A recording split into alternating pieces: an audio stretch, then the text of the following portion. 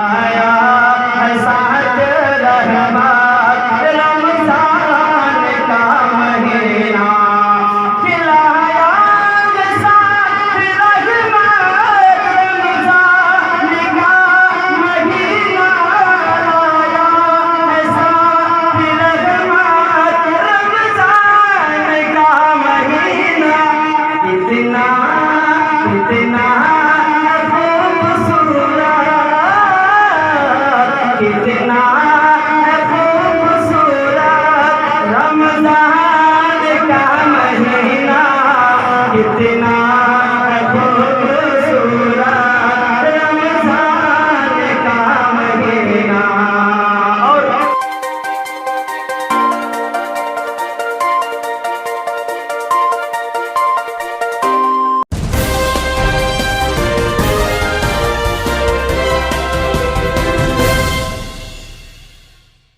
آیا ہے ساتھ رحمت رمضان کا مہینہ، کھلایا ہے ساتھ رحمت رمضان کا مہینہ، لایا ہے ساتھ رحمت رمضان کا مہینہ، کتنا کتنا کتنا خوبصورت رمضان کا مہینہ، کتنا خوبصورت رمضان کا مہینہ۔ اور یہ وشیش بات کہ کر لو خدا کو راضی، مولا ہے یہ غنیمت، کر لو خدا کو راضی، مولا ہے یہ غنیمت، کہ کر لو خدا کو راضی، مولا ہے یہ غنیمت، کر لو خدا کو راضی، مولا ہے یہ غنیمت۔ اب ہو رہا ہے رخصت، اب ہو رہا ہے رخصت رمضان کا مہینہ، لایا ہے ساتھ رحمت رمضان کا مہینہ، کتنا خوبصورت، کتنا خوبصورت رمضان کا مہینہ، کتنا خوبصورت رمضان کا مہینہ۔ کہ چھوٹا ہو یا بڑا ہو، سب جھوم کر بولے، چھوٹا ہو یا بڑا ہو، سب جھوم کر بولے، کہ چھوٹا ہو یا بڑا ہو، سب جھوم کر یہ بولے، چھوٹا ہو یا بڑا ہو، سب جھوم کر یہ بولے، رب کی ہے یہ عنایت، رب کی ہے یہ عنایت، رمضان کا مہینہ، رب کی ہے یہ عنایت، رمضان کا مہینہ، کتنا خوبصورت رمضان کا مہینہ، کتنا خوبصورت رمضان کا مہینہ، لایا ہے ساتھ رحمت رمضان کا مہینہ، اب ہو رہا ہے رخصت رمضان کا مہینہ۔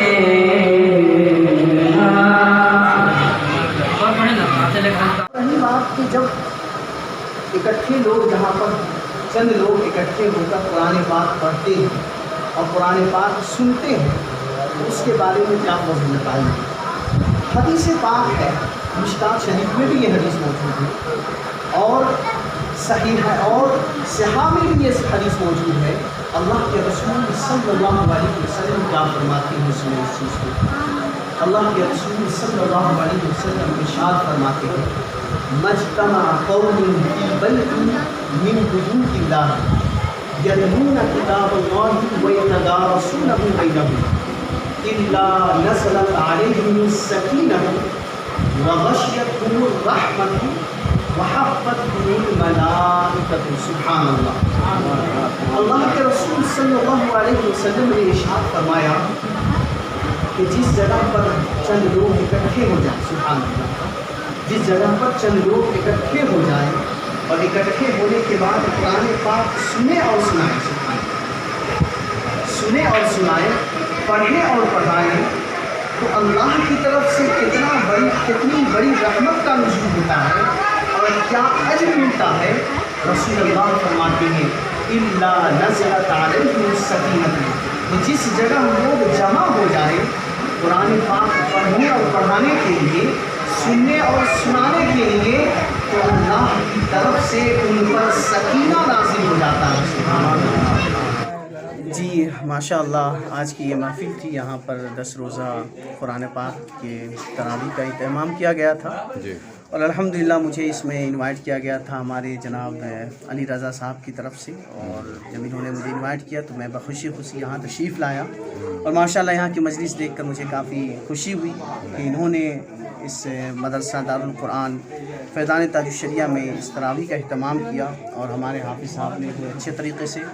قرآن پاک بھی سنایا. اس خوشی ہے, اور ہم دعا کرتے ہیں اس مدرسے کے لیے اور اس مدرسے میں جو اس کے محتمم ہیں, جنہوں نے اس مدرسے کو تک چلایا ہے, اور انشاءاللہ آگے بھی چلاتے رہیں گے. انشاءاللہ امید کرتے ہیں کہ یہ مدرسہ یوں ہی چلتا رہے, اور یہاں سے ڈھیر سارے حفاظ کرام اور قرآن یاد کر کے یہاں سے نکلتے رہیں, اور قرآن پاک کا چرچا پورے ہندوستان اور پوری دنیا میں ہوتا رہے, اس کی سچائی لوگوں تک پہنچے, اس کی سچائی اور اس کی حقانیت, اس کی ریالٹی لوگوں تک پہنچے. یہی ہمارا میسج ہے آج کے اس محفل سے اور آج کے اس قرآن پاک کی مجلس کے واسطے سے. رمضان جو ہے بیچ ہم پہنچ چکے ہیں لگ بھگ جو ہے, اور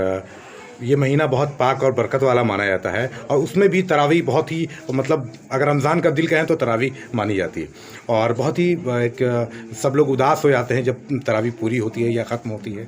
کہ کاش یہ تراویح اور بھی زیادہ چلتی رہتی, آگے تک چلتی رہتی. کیا کہیں گے, آج کیا پیغام ہے؟ جی اس کے تعلق سے تو میں یہ پیغام دینا چاہتا ہوں کہ جو لوگ 7 دن کی یا 10 دن کی تراویح سنتے ہیں, پہلے تو ان کے لیے کہ وہ صرف 7 دن یا 10 دن تک ہی بس نہ کریں, بلکہ کوشش یہ ہونی چاہیے ہماری کہ ہم پورے مہینے قرآن کی اس تراویح کا اہتمام کریں, قرآن سننے کا اہتمام کریں, اور ساتھ ساتھ ہم جب اس ماہ مبارک کے مہینے سے نکل جائیں, جب ہم دوسرے مہینے میں داخل ہو جائیں, تو ایسا نہیں کہ 11 مہینہ ہم اس قرآن کو بھلائے بیٹھیں اور اسے بھول کر ہم بیٹھ جائیں اپنے قرآن میں, صرف قرآن کو جزدان میں لپیٹ کر اسے چومیں اور رکھ دیں. نہیں, کوشش یہ ہونی چاہیے کہ ہم قرآن 11 مہینہ بھی پڑھتے رہیں, گرچہ کہ ایک آیت ہو پڑھو, کیونکہ اللہ نے کہا فقرؤ ما تیسر من القرآن. یہ نہیں کہا کہ فقرؤ سورۃ البقرہ, فقرؤ سورۃ آل عمران کاملا, نہیں, بلکہ کہا فقرؤ ما تیسر من القرآن, کہ جو قرآن سے جو تم کو میسر ہو جائے, 1 آیت 2 آیت روز ہو, کبھی ہفتے میں ہو, جب میسر ہو اسے پڑھتے رہا کرو, اس کی برکت تمہاری زندگی میں ہمیشہ قائم رہے گی. یہی ہمارا درس اور یہی ہمارا میسج ہے. میں ایک اسٹوڈنٹ ہوں الازہر یونیورسٹی کا, الحمدللہ جامعہ ازہر مصر میں میری تعلیم ہوئی ہے, اور توفیق احمد ازہری میرا نام ہوا.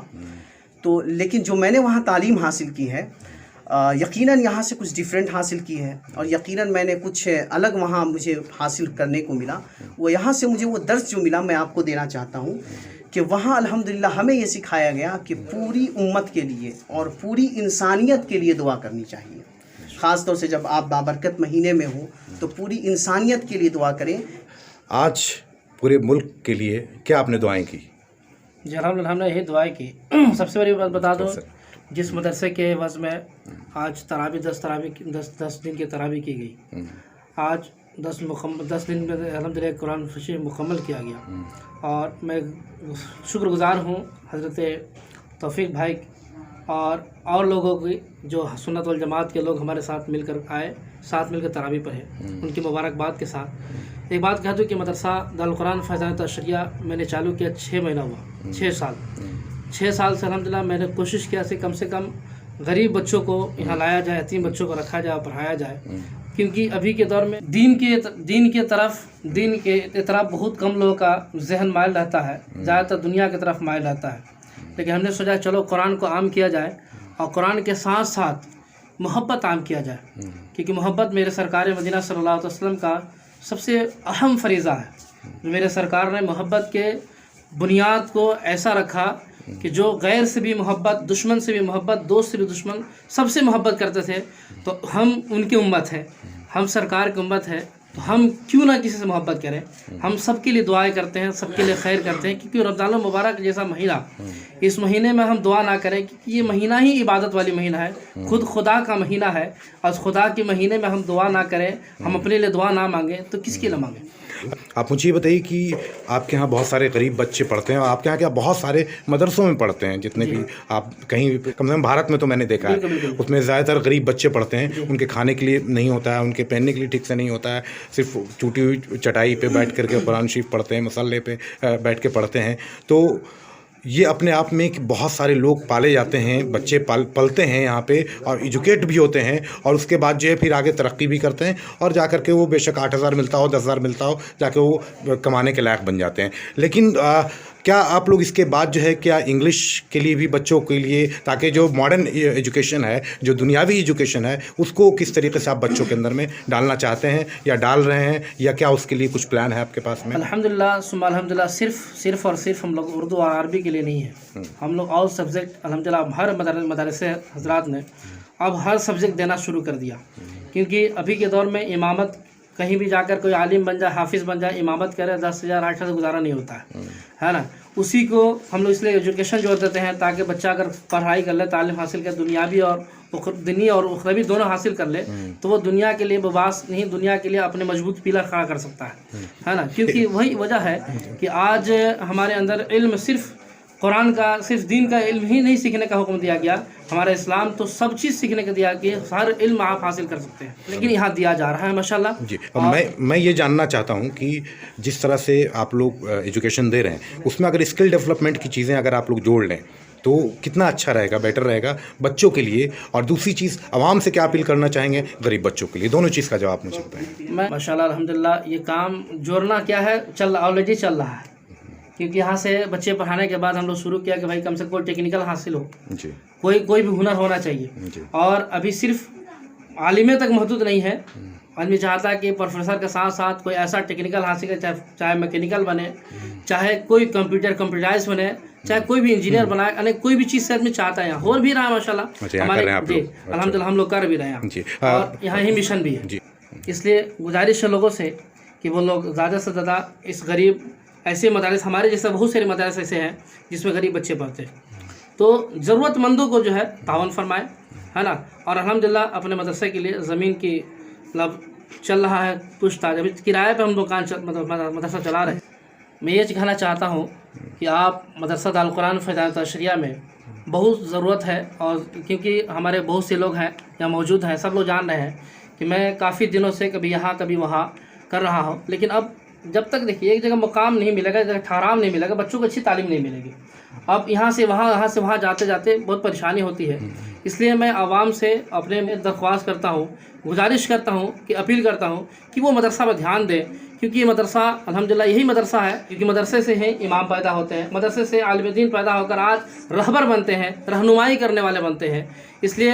آپ کی ضرورت ہے اس بات کی ہے کہ آپ مدرسے میں تعاون کریں، اور وہاں تعاون کریں جہاں ضرورت ہو، کیونکہ ہمارے کے یہاں بہت ضرورت ہے، اور ہمارے کے غریب بچے بھی پڑھتے ہیں، ہمارے کے یہاں بہت سارے لوگ ہیں ایسے جہاں پہ آپ تعاون کر سکتے ہیں، یعنی کہ میں اپنے لیے بول رہا ہوں، سب کے لیے کہہ رہا ہوں، جو ضرورت مند جہاں مدرسہ جائے ادارے ہیں وہاں سب کو تعاون کرنا چاہیے اور تعاون کریں۔ چلیے، شکریہ آپ کا بہت بہت۔